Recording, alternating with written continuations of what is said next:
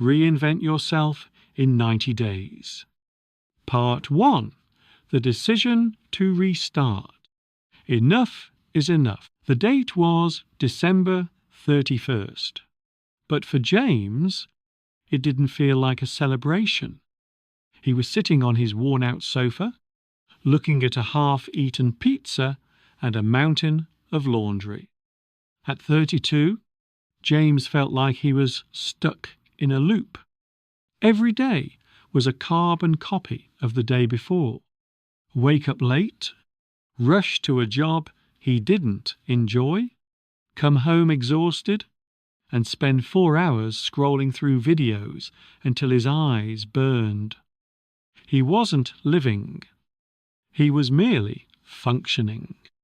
His dream of being fluent in English and having a healthy body felt like a fairy tale, something that happened to other people, but never to him. Is this it? He asked himself. Is this the version of me that is going to exist for the next 40 years? The thought was terrifying. He realized that the reason he was stuck wasn't because of bad luck or a lack of opportunity. It was because he had no foundation. He was waiting for a big change to strike him like lightning, but he ignored the small, daily choices that were slowly burying his potential. He was drowning in comfort, and he knew that if he didn't swim now, he would eventually sink forever. That night, James didn't make a typical New Year's resolution. He didn't promise to get rich or be perfect. Instead, he grabbed a plain black notebook and wrote 3 words at the top of the first page. Reinvent in 90. He decided to commit to a 90-day challenge, a period of time long enough to see real results, but short enough to keep the finish line in sight. He wasn't looking for a new life. He was looking for 90 days of absolute, uncompromising discipline. He outlined his non-negotiables, 5 rules that he would follow every single day, no matter what. No snooze button, 20 minutes of reading, 10 minutes of English speaking, 30 minutes of exercise, and most importantly, no phone for the first hour of the day. As he looked at the list, he felt a mix of excitement and deep anxiety. He knew that the next 3 months would be the hardest of his life, but he also knew that the man waiting for him on day 90 would be a stranger. James took a deep breath, set his alarm for 6:00 a.m., and for the first time in years, he felt a spark of genuine hope. Part 2. Week 1. The shock to the system. The first morning of the challenge arrived with the cold, aggressive ringing of the alarm at 6:00 am. In the past, James would have reached for his phone with his eyes half closed, hitting the snooze button repeatedly until 7:30. His brain screamed at him, offering 1,000 logical reasons to stay in bed. "It's too cold today," the voice whispered. "You didn't sleep well. 1 more hour won't hurt. You can start tomorrow instead." This was the moment of truth. James realized that the snooze button wasn't just a clock feature. It was a symbol of his old, defeated life. With a groan of physical pain, he threw the covers off and stood up. The battle had begun. The first hour was a struggle against gravity and habit. Without his phone to provide a quick hit of dopamine, the house felt strangely quiet and empty. He felt a deep, twitching urge to check his notifications, to see who had liked his posts or what was happening in the news. Resisting that urge felt like trying to hold back a tidal wave. Instead, he sat down with a book for his 20 minutes of reading. His mind wandered constantly. He found himself reading the same paragraph 4 times because his brain was still foggy and unaccustomed to deep focus. He felt slow, clumsy, and incredibly irritable. The physical exercise was even worse. James chose a simple jog around the block, but within 5 minutes, his lungs felt like they were on fire and his legs were heavy like lead. He saw a seasoned runner breeze past him with a look of effortless grace. And for a second, the old demon of comparison tried to bite him. He felt embarrassed by his heavy breathing and his slow pace. Then came the English-speaking ritual. Standing in front of the mirror, trying to speak for 10 minutes, he felt like a fraud. His tongue felt thick, and he couldn't remember basic words he thought he knew. He felt like he was performing a play to an empty theatre.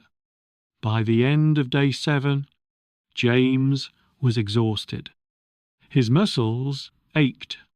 His brain felt drained, and he hadn't seen a single visible result in the mirror. He looked exactly the same as he did a week ago. This is the stage where most people quit, the stage of initial resistance. His body was trying to protect him by pulling him back to his old, comfortable habits. But as he checked off the 7th row in his notebook, James felt a tiny, flickering sense of pride. He hadn't changed his life yet, but he had kept his word to himself for 7 straight days. He was tired, but not disappointed in himself. Part 3. Week 3. The Fog of Doubt. By the 3rd week, the physical shock had subsided, but it was replaced by something far more dangerous. The fog of doubt. The novelty of the challenge had worn off. James was no longer trying something new. He was just doing a difficult job with no immediate reward. He found himself standing in front of his mirror for the 1-0-minute speaking ritual, feeling a profound sense of pointlessness. He was still making the same grammatical mistakes. His pronunciation still felt clunky. He looked at his notebook, and then he looked at his life. Nothing had changed externally. He still had the same job, the same bank balance, and the same quiet apartment. This is the mental desert of any transformation. The mind begins to play tricks. It starts to ask, is this actually working? Are you just wasting your time? James felt a heavy sense of monotony. The routine that had felt like a rescue boat in week 1 now felt like a prison cell in week 3. He was tired of the cold mornings. He was tired of reading when he wanted to watch TV. He was tired of being disciplined. He felt like he was sowing seeds in a field, but the ground was still bare and dry. One evening, the temptation to quit reached a fever pitch. He had a long, frustrating day at work where he was overlooked for a project he wanted. He came home and slumped onto the sofa. The old James was calling him, offering the comfort of a 5-hour YouTube marathon and a bag of chips. He picked up his phone, his thumb hovering over the install button for his old social media apps. He felt like a failure. If I'm working this hard and I still feel this bad, he thought. Then what's the point of the challenge? He was trapped in a cognitive distortion, believing that if progress isn't visible, it isn't happening. However, just as he was about to give up, he happened to look at his reflection in the dark television screen.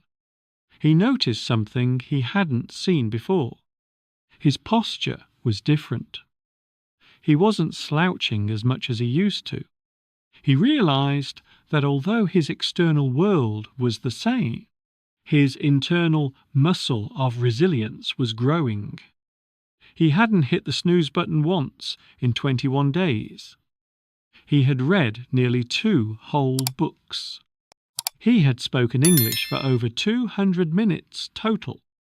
He realized that progress is often like bamboo. It grows underground for years, building a massive root system before it ever shoots above the soil. He put the phone down, grabbed his running shoes, and stepped out into the night. He didn't run for fitness that night. He ran to prove to the fog of doubt that he was still the boss. Part 4, Day 45. The first glimmer of light. Day 45 marked the exact midpoint of the challenge. Something subtle yet profound had shifted in James's life. One morning, he woke up at 5:58 a.m., 2 minutes before his alarm was set to go off. For the first time, he didn't feel like he was dragging himself out of a dark hole. His body felt light, and his mind was curiously sharp. The first hour of silence, which used to feel like a desert of boredom, had become his sanctuary. He no longer felt the twitching anxiety to check his phone. In fact, he cherished the stillness. He realized that by reclaiming his mornings, he had reclaimed his soul. The real breakthrough, however, happened at work. During a video call with a regional partner from Singapore, a question was asked that usually would have made James freeze. Usually, he would wait for someone else to answer, or he would stammer a few broken words and then look at his shoes. But today, something strange happened. Words started to flow. His 1 0-minute mirror ritual had created a bridge between his thoughts and his tongue. He didn't speak perfectly. He still missed an S here and a the there. But he spoke with conviction. He noticed his colleagues leaning in to listen. He wasn't just a background character anymore. He was a participant. After the meeting, James sat at his desk, his heart beating fast. Not from fear, but from the adrenaline of success. He realized that the 9 0-day challenge was finally starting to pay dividends. His 20 minutes of daily reading had expanded his vocabulary, and his 30 minutes of exercise had given him the physical stamina to stay focused. He felt a sense of momentum that was intoxicating. The discipline that had felt like a heavy chain in week 3 now felt like a pair of wings. He was starting to see a new version of himself emerging, a version that was capable, confident, and proactive.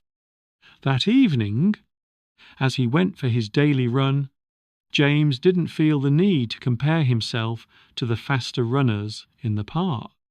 He felt a deep sense of peace in his own lane. He looked at the sunset and realized that he had already achieved the hardest part. He had broken the gravity of his old habits. He was no longer trying to change. He was changing. The seeds he had sown in the mental desert of week 3 were finally beginning to sprout. He was 45 days in, and for the first time in his adult life, he wasn't just dreaming of a better future. He was actively building it. Part 5. Week 9. The Plateau and the Final Push. By week 9, James had reached what athletes call the plateau. The rapid changes of the first month had slowed down. He was no longer losing weight as quickly, and his English fluency seemed to have reached a steady level where he wasn't improving as visibly as before. The excitement of the new me had become the routine of the current me. This is a dangerous zone. When results stop being dramatic, the mind starts to relax, and old habits try to sneak back in through the back door of complacency. James found himself thinking, "I've done so well. Maybe I can skip the reading today," or "I'm fit enough. I'll just sleep in for 10 minutes." The struggle was no longer about the pain of starting. It was about the monotony of maintaining. James realized that 90 days is a long time to keep the fire burning. He felt a sense of mental fatigue. The finish line was only 3 weeks away, but 3 weeks felt like an eternity when the spark was gone. He was doing the work, but his heart wasn't in it. He was moving like a robot. He realized that discipline without a clear why is just a slow form of torture. He needed to find a way to reignite his passion. To break through the plateau, James decided to raise the stakes. He didn't just speak to the mirror anymore. He started recording himself and listening back to catch his own mistake. He didn't just jog. He signed up for a 10-kilometer race. He understood that to get to the next level, he had to stop being comfortable with his new routine. He had to become a student again. He replaced his easy books with more challenging literature and pushed his body until it hurt again. He realized that growth lives at the edge of discomfort, and he had become too comfortable in his discipline. This final push was the hardest part of the entire 90 days. It required a level of mental fortitude that James didn't know he possessed. He was no longer fighting his old, lazy self. He was fighting his new, satisfied self. He had to remind himself every morning, "You didn't come this far just to come this far." The plateau wasn't a wall. It was a test of his resolve. He chose to double down on his non-negotiable. As he entered the final stretch, he felt a strange, quiet power. He wasn't just waiting for the 90 days to end. He was making sure that when they did, he would be standing at the peak of his potential, not just halfway up the mountain. Part 6, Day 90. The new baseline. The sun rose on day 90, but there were no fireworks, no cheering crowds, and no finish line tape to cross. James woke up at 5:30 a.m., not because he had to, but because his body now craved the early light. He sat at his kitchen table with a cup of black coffee, looking at his completed notebook. Every single page was filled with check marks, notes, and reflections. He looked at the man he was 90 days ago, the man stuck on the sofa, drowning in pizza boxes and self-doubt, and he felt like he was looking at a ghost. That person simply didn't exist anymore. The physical transformation was obvious. James was leaner, stronger, and his skin had a healthy glow. But the internal transformation was even more radical. His English had moved from a source of shame to a tool of empowerment. He could now watch movies without subtitles, engage in deep conversations at work, and express his feelings with a nuance he never thought possible. More importantly, he had developed a high baseline. What used to be an extraordinary effort for him had now become his default setting. On this final day, James realized a profound truth. He didn't actually need a new life. He didn't need to move to a different city or find a magical opportunity. He just needed to become the person who was ready for those things. By mastering his mornings and his habits, he had mastered his environment. The world hadn't changed, but his perspective had. He no longer felt like a victim of his circumstances.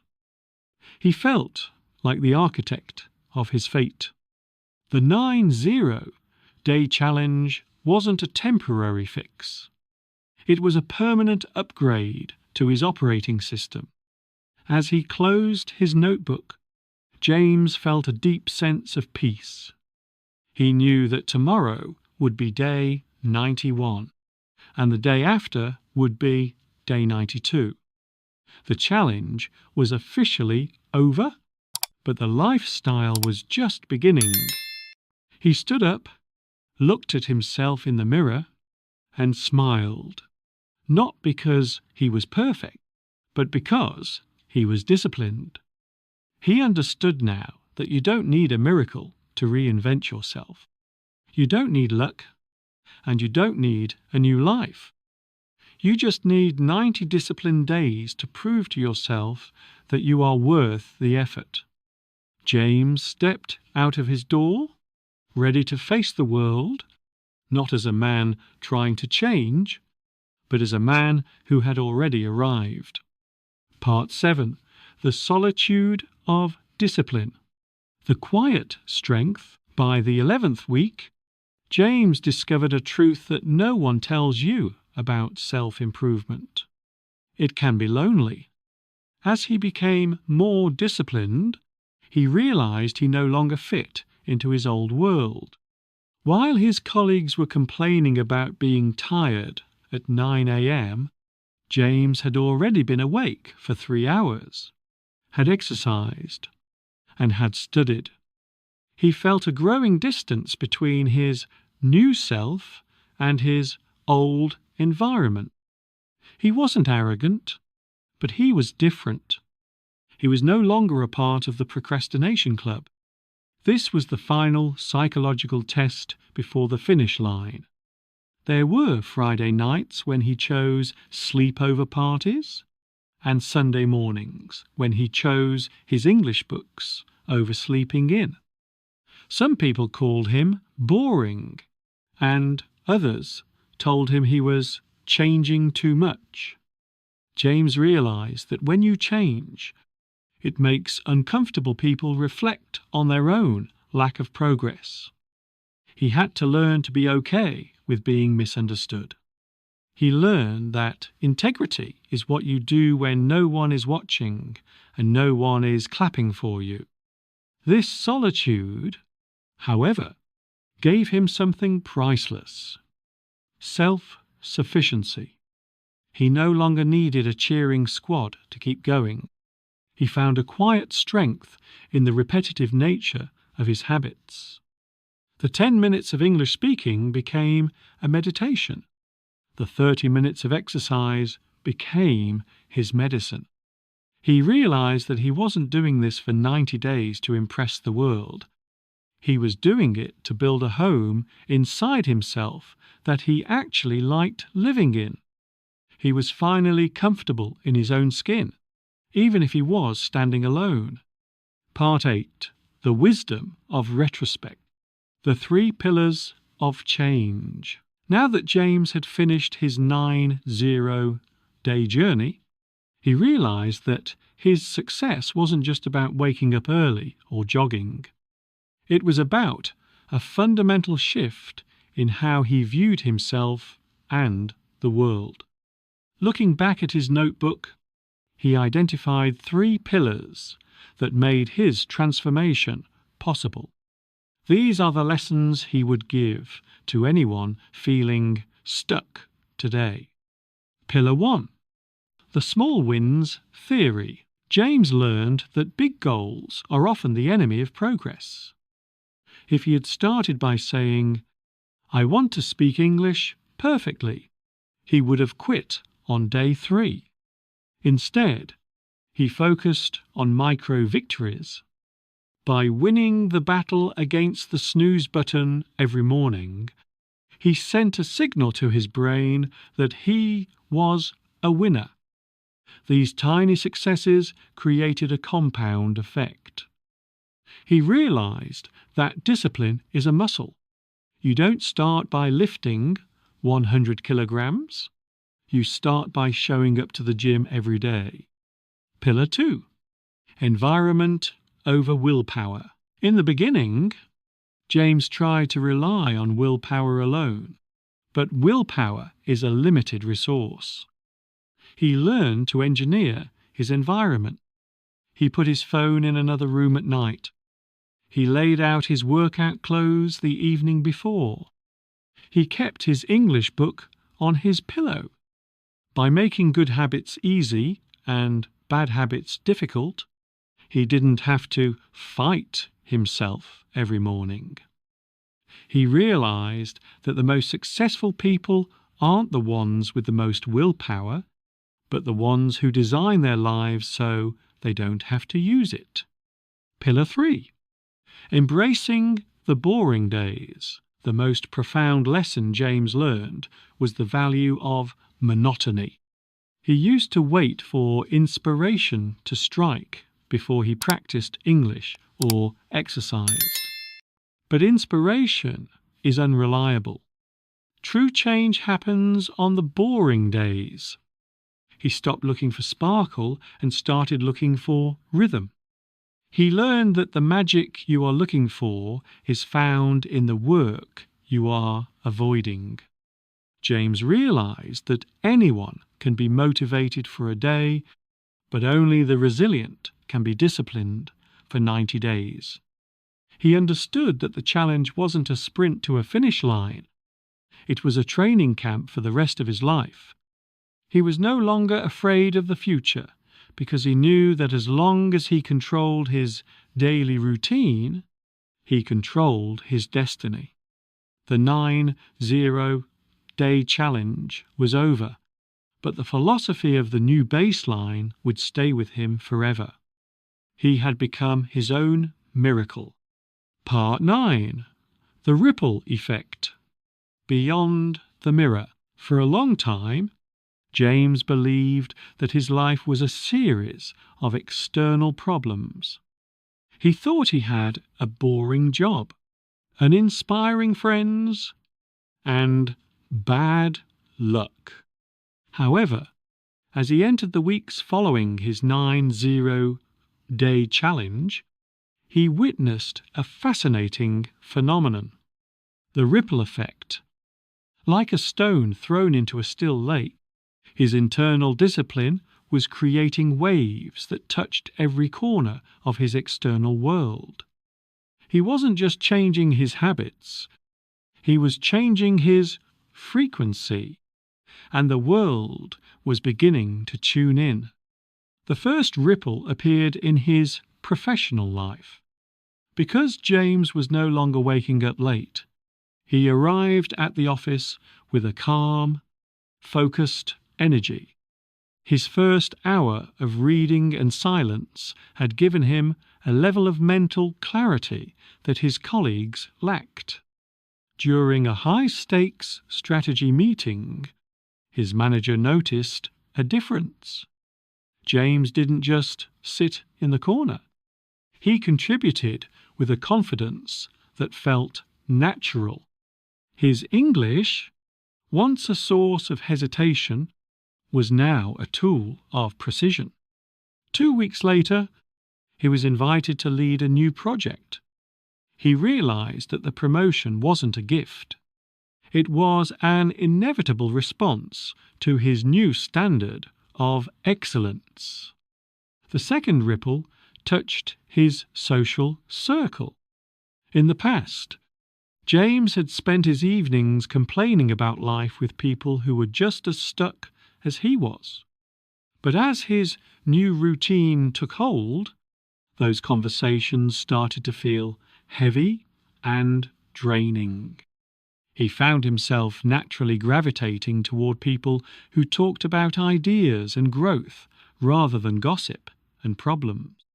Surprisingly, some of his old friends were inspired by his transformation. One friend even asked, "James, what happened to you? You look different. You sound different." By simply living his truth, James had become a silent leader. He wasn't preaching to anyone. He was just being the evidence of what is possible. Perhaps the most beautiful ripple was his relationship with himself. The deep-seated anxiety that used to haunt him at night had vanished. It was replaced by a quiet, unshakable self-respect. He realized that the world treats you exactly the way you treat yourself.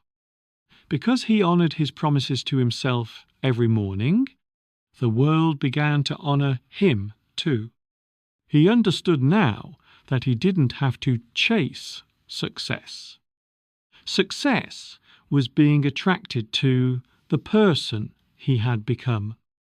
The 9-0-day challenge had started as a way to fix his life, but it had ended by showing him that his life was just waiting for him to take the lead. Part 10. The legacy of the 90 days? Day 1 or day 1? James stood on the balcony of his apartment, watching the city lights flicker like a sea of possibilities. He held a new, empty notebook in his hands.